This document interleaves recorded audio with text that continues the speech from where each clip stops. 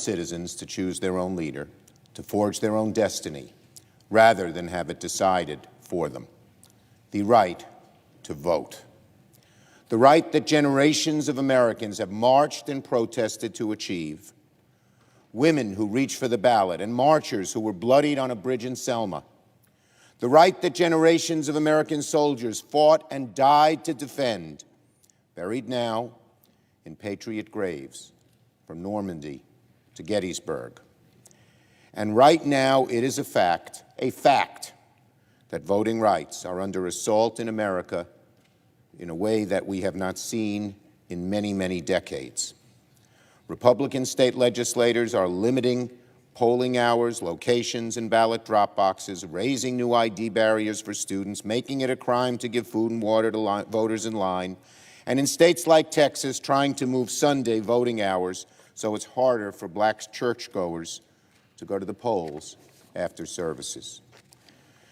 It's the most sweeping voter suppression effort in at least 80 years, targeting all the ways that historically disenfranchised voters, black and brown Americans, students, the working poor, access the ballot. We can disagree about solutions to this problem, about which policies might be more effective, but we should all agree this is a problem.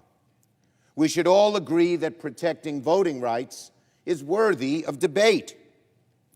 And that's what this next vote is about.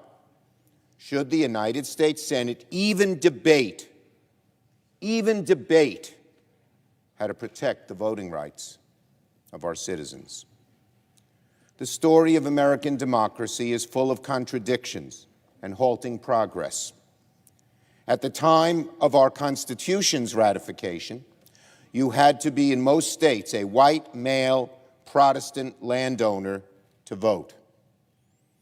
How many in this chamber, how many of us would have been able to participate in those first elections?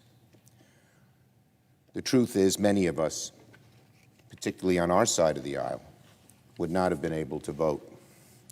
But ever since the early days of the Republic, Americans launched mighty movements, fought a bloody civil war, and yes, passed federal election laws to expand the franchise until there were no more boundaries.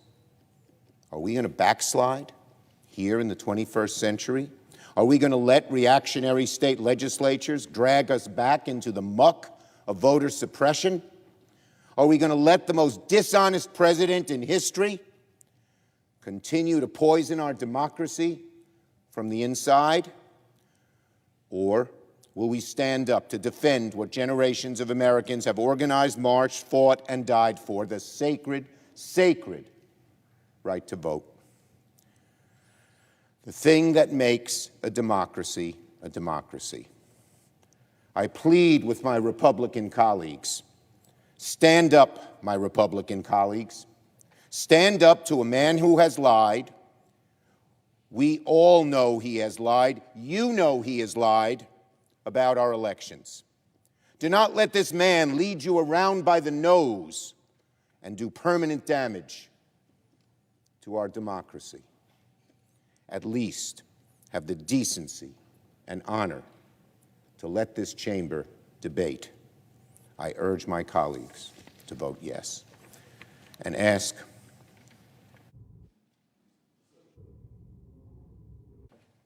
I yield the floor.